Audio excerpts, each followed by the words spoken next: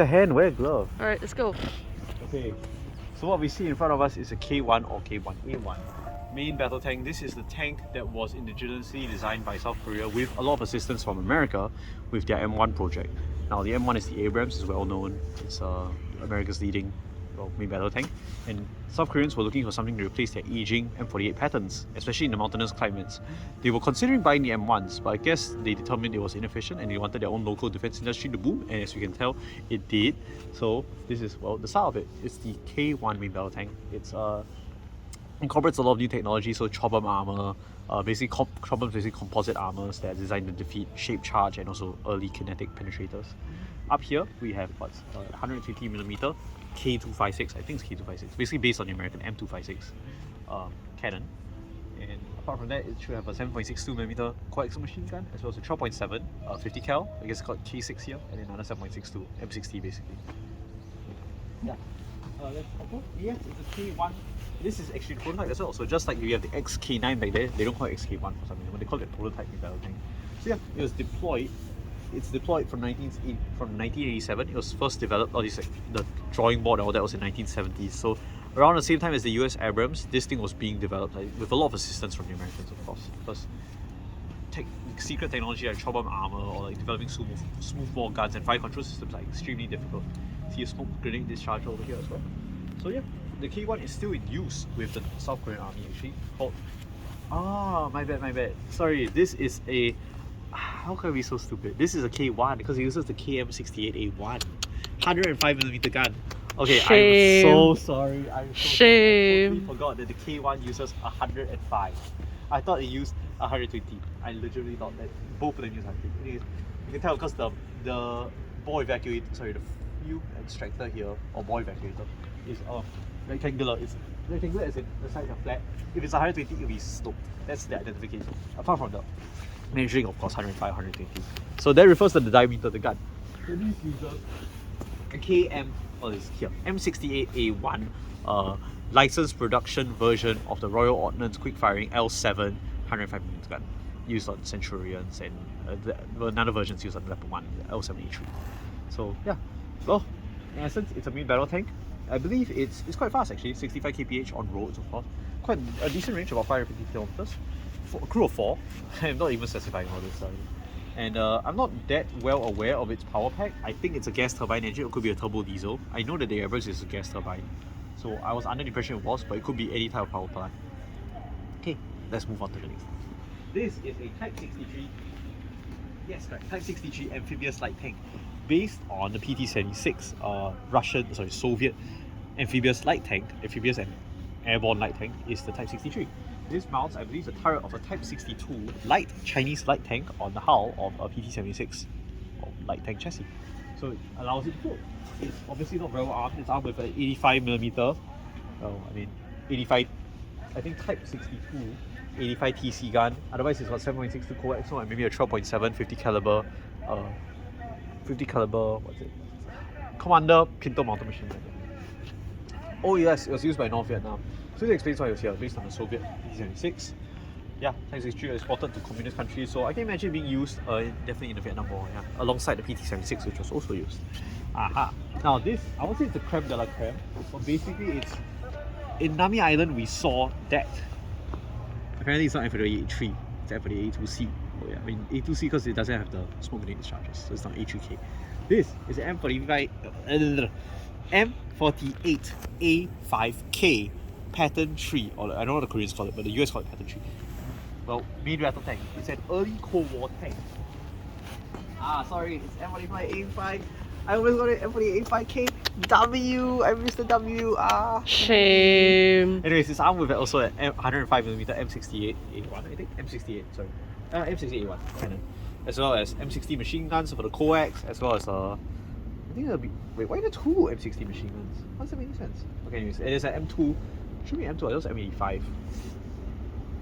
Okay, anyways, a 50 cal, 2 machine guns, somehow, I'm not really sure how, and a 105mm cannon. Now this is an early Cold War design, whereas that's a late Cold War design.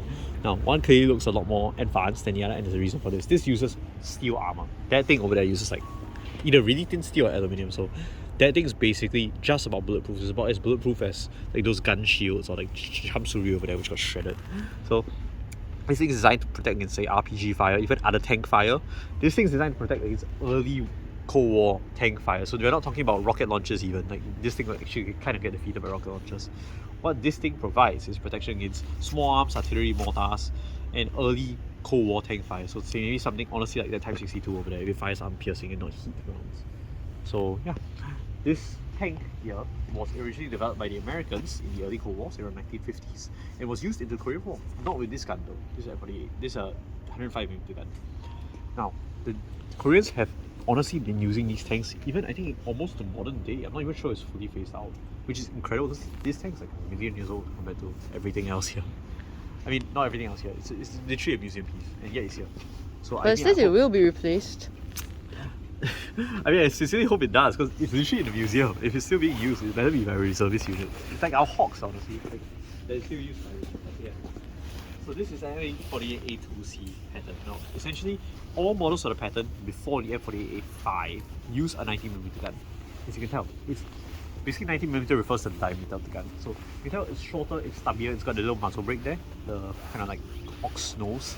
As you turn around, you see the M48A5. You got the ball evacuator, and you got the no muzzle brake at the end and everything. So this gun is a lot more powerful. This is a very, very much older gun. Yeah. Put it on. Help me with my glove. Alright. Yeah. Encapsulating. This is basically the differences in pattern models. This is the M48A2 and this is the M48A5. Now, I don't really know the differences between A1, A2, A3, A4. But clearly you can't recognize the tank models either, so... Sorry, I cannot recognize the tank gun differences and I keep zoning out. But yes, this is 105mm gun. Okay, now we know sure. nose ring. Okay, nose ring. Nose ring is 90mm. No nose ring, 105mm. Simply put. The M48 series has only had 2 guns fitted to it, as far as I know, which is 90mm M41 cannon and 105mm M60. Now, for whatever reason, they forgot to include the main gun. Armament, machine gun, and heavy machine gun, but no cannon. What? Don't ask me. Where's the cannon? Well, it should be Maybe it's top secret. As far as I know, the power plant has remained completely unchanged since 1960s. I sincerely hope any of these M48A5s still in service of the Korean Army get retired soon, because I cannot imagine how much of a pain operating 1960 technology has been. Anyways, the business end of the Korean military is the M4 Sherman tank. I mean, Sherman? the M4, yeah, it's a Sherman. Sherman or German? Sherman. Oh, Sherman. SHERMAN. It's based. The name comes from General Sherman from the American Civil War. Okay, so this is the M4A3 E8, known as the EZ8. I mean, medium tank. It's not even a main battle tank. This is World War II technology. So we got a HVSS high volume spring system, I think, suspension system, suspension. So it mounts a 76mm M1 cannon, as well as a coaxial 30 caliber M1990. Haebyong. No, the tank says Haebyong. Oh, does it? Oh, Yeah. wow, okay. So I guess this was used by the ROKMC during, well, probably the Korean War. I cannot imagine this being used anything past. I mean, it's Korean just War. the KMC, so... Oh yeah, Korean Marine Corps. Before it was even ROK, I guess. Yeah. Yeah, crew of 5. So all these other tanks here use a crew of 4, just letting you know. This is a crew of 5. Yeah, 12 and 50 cal on top. This is World War II technology. It fought in the Ardennes, it fought in Germany, in Japan, well not in Japan, in Okinawa, things like that, but probably not with the 76 because this is an arm-piercing gun. Now, initially the only tanks in the entirety of the Korean Peninsula were M24 Chappies. I'm not sure if any of them are still around because given that they were the only tanks on the whole peninsula, they were probably all destroyed. And they were light tanks. They were fighting against North Korean T-34s, North Korean IS-2s. They would not have stood a chance. Tanks like these came in and at least provided a fighting chance against tanks like the IS-2. Not sure if there's a Pershing here or M46 pattern. I would love to see one. Hopefully, maybe somewhere. But yeah, this is a Sherman medium tank. Now, here what we have is an M47 pattern 2 made by You sure or not? yes. Check first. Now this mounts a 19mm, I believe it's M3. I'm not sure what they say. 19mm M41. This is called. That one should be M41 too, but I don't know what it's called. Anyway, this is an older design of tank than the M48s behind us. Basically, it predates them by maybe about 5 years. So this is a post-World War II design. Initially, it was M4, M26, M46, M47. Now the 46 were basically a better engined M26. When the M47 incorporated quite a few changes. So for a start, the hull is a lot more sloped on the M47 than the M. To prevent what, enemies from No, climbing? it's so the shells will ricochet better. Oh. More armor essentially. Wait, won't you ricochet into your Yeah, but turret by then? ricocheting, you're basically defeating most of the energy, which is better than nothing. It's going to direct it into your turret. Yeah, but your turret's armored. Oh. Which is not ideal, but better than nothing. And also the turret's a lot more arrowhead shaped, so it's more, I guess, Aerodynamic. not aerodynamic slating, but less chance, there's a higher chance of ricochet fire. So compared to like a Sherman tank over there, where it's a lot bigger and bulkier, and also very tall, and the turret's kind of flattish, I think the dogs are a lot more, you can say aerodynamic, but probably more Efficient. a higher chance of ricochet, basically a more armored profile. And then this is actually a more advanced version of this tank. Now the differences actually, you can notice the advancement in time. So the driver sits here. Okay, there's a machine gun actually over here. Is it? It's heavy as hell. This is armored. I think it's also condemned too. It's also condemned, I don't touch it. So you have a 30 caliber machine gun sticking out here. These are what we call hull mounted machine gun. Now if we move on, you see on the Sherman over there. The Sherman over there, you got also a hull mounted machine gun in a little hole on the left side of the hull. He's talking about that. That little nipple, right? On the hull, the chassis, there's a nipple. Yes, that one. Okay, yes, the nipple. Okay, next. Okay. What's the other one? And then as we move on to more advanced tank design, come here, no nipple. There's no need for it. They realize that usually you'll be here, there'll be the machine gun, but there's no machine gun. Because they realized there's no need for it. So the Sherman was developed during the 1940s, that tank was developed during the early 1950s, or maybe even late 1940s, and this tank was developed during the 1950s. They determined that hull machine gun does basically nothing. It's kind of a waste of time. Basically a waste of time, effort, and machining. And it doesn't do much. At least in modern war, where distances are a lot further. Look at this, do not climb, you'll fall off. I mean, there's a good chance that people who are not trained. Yeah, we're not training. What's it called? Gun discipline. Not gun discipline, just climbing. What did the guy say that name? Gun discipline, what no man? What do you mean? Gun train. Gun train, yes. The guy said. Okay, this is a Type 59 main battle or medium tank, depending on how you want to call it. It's made in China. It's like a Chinese. That's like a Vietnamese style. Correct, could be. Basically, China would export these to Vietnam, and then it was originally designed actually in the Soviet Union. So it's originally the T-54, T-55 main battle tanks, early Cold War main battle tanks. It's armed with a 100mm, I think D10T cannon, as well as a 7.62mm PKP, and it should be a 12.7 on top if you're fortunate. Type 54, this is within here. Also, I can't really show it. There's a little hole in the middle of the hull. They actually have a machine gun there. Now you wonder why's the whole nipple? Well, they thought, well, what's the need for it? The whole point of the machine gun is to scare away enemy troops. So you just put it there so they can just shoot, even though it doesn't hit anything, because it's literally only can go one way, so you just need to stand out of the way. You can't even aim, you know. It just scares enemies away, which, I mean, I guess they determined it was redundant because in future tanks they just removed it. Basically, they created a weak point in your armor, so that, you know, it's just vulnerability. Yeah, so that covers the entirety of the tank department. As you can tell, the older tanks also don't have any smoke discharges on their turrets. Okay, let's see. On the turret there's no smoke discharger, whereas on this more modern M48 A5 there's a smoke discharger on the left. So this K1. This one. This beehive looking Yes, thing. it's the beehive. Oh my god, this is one. So yes, as this K1 as well has it. Yeah. You can see the evolution of Korean armor as it goes through our time. Yep. And that's the conclusion, I think, of the Let me check if I missed anyone out. Yeah, so essentially you have tanks like this who have thermal vision, night vision optics.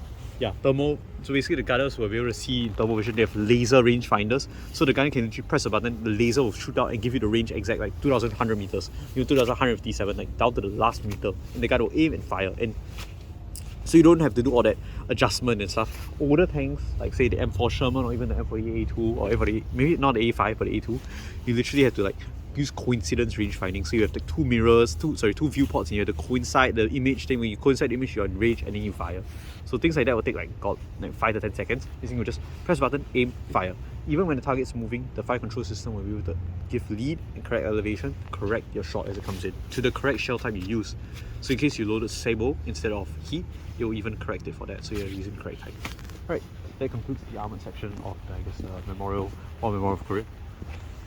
Hey, good afternoon guys. We are going on to the airplane section of the Korean Memorial Museum. So this is a US Air Force B-52D Stratofortress. He read the thing before in case he gets it wrong again. No, the bomber I can tell, but I just need to know the variant. So this is the B-52 Delta.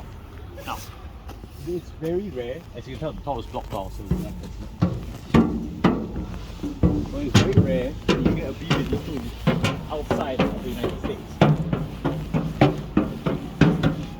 Now, our US air crew and everything. Anyways. Oh my god, that's so scary. Really, look at you. No, don't say that. Anyways, the B-52 was a heavy bomber used by the United States Air Force and only the United States Air Force throughout the Cold War, and still in use today.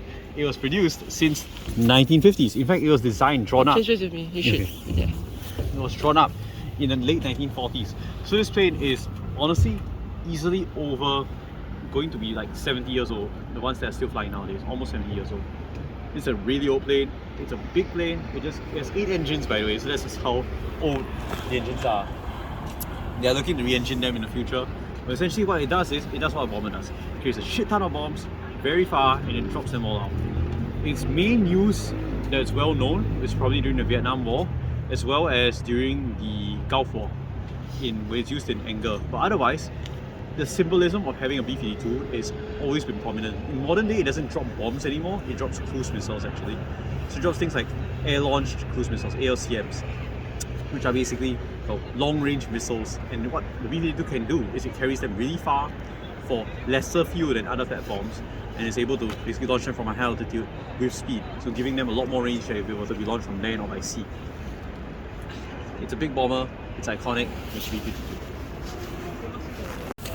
Okay, for a start, moving on from the B-52, we have a few prop trainers over there. Apparently that's a T-103, I think. It's a Russian propeller trainer, which is quite rare, but considering that Russia-Korean relations are kind of questionable. But then again, Korea did have amicable relationships with Russia actually post-Cold War, when they were broke. Russia was broke. Okay, anyways, that's the T-33A, Lockheed T-33A, based on the P-80 shooting stuff. It's a simple first-generation jet trainer. Probably was one of the aircraft that's used to train a lot of the pilots actually that were in the Korean Air Force in 1980. So it's used from the 50s to 80s. This is an T-37, it's another trainer aircraft. It's side-by-side sitting, that one's front to back. So this is the premise for the A-37 Dragonfly actually. It's also used by the Korean Air Force. Moving on, we have a C-46 Commando. This is a cargo aircraft first derived in World War II, so it's actually really, really old. And it can carry a lot of paratroops, but supposedly it's got a bad reputation because supposedly when its hydraulics were broken, they would burn and kill all the crew inside. This was like the Oh my this was gosh. like the reputation for its use in World War II. But it's very well known for its paradrops and stuff. Also at the back there, I just missed it, a T-41B. Yeah, I didn't see Hawk it trainer. either. So it's a little light blue propeller plane. Looks like based on the Cessna 172. Basic and simple. T119 Provider. That is my limit. I may be wrong. Alright. C119. My bad. Not Provider. This is C123. This is C119G flying boxcar. I think. Not sure. Singapore used something similar to this. It's called a Skyvan, but not this. Okay. This is a lot bigger. So basically you can tell it's a twin boom, twin engine aircraft. No, I don't even know turboprops. Piston aircraft, piston power aircraft. Something like a smaller C-130. Literally before the C-130, C-119. So this was probably developed in the late Korean War and then flew in Vietnam, that's my guess. So yeah, it was during the Korean War. It was deployed during the Korean War. My apologies. So this is probably the cargo aircraft for the Korean War. It was used to move. Okay, this was used in the Chosin Reservoir evacuation, where it airlifted an entire bridge. Like what happened was the US 1st Marine Division, I think, was cut off at the Chosin Reservoir. What happened was it was icy mountains and the pass collapsed, or it was destroyed by enemies or whatsoever. So the US Marines had no way out. The Chinese thought they were cornered and they were just like, haha, we got them now, they're trapped. What the US did was, the US Marine commanders on the ground, they sent their engineers forward, mapped out there's a hole in the road basically. They mapped out the whole thing, gave the dimensions, sent it back to HQ in the US, and the US produced a whole air bridge that would fit that gap. Flew it back to Korea and dropped that out of the plane, and the US Marines built that bridge in the freezing cold passes of the mountain and escaped. Well, I didn't hear your It's story. incredible. Like I cannot even imagine. Like legit, the Chinese commanders were just like, what the fuck? They literally like wrote out instructions from a bridge, sent it across the world, and got the bridge back before they even got destroyed. It's like, how do you even do that? That's US Air Force power. American logistics.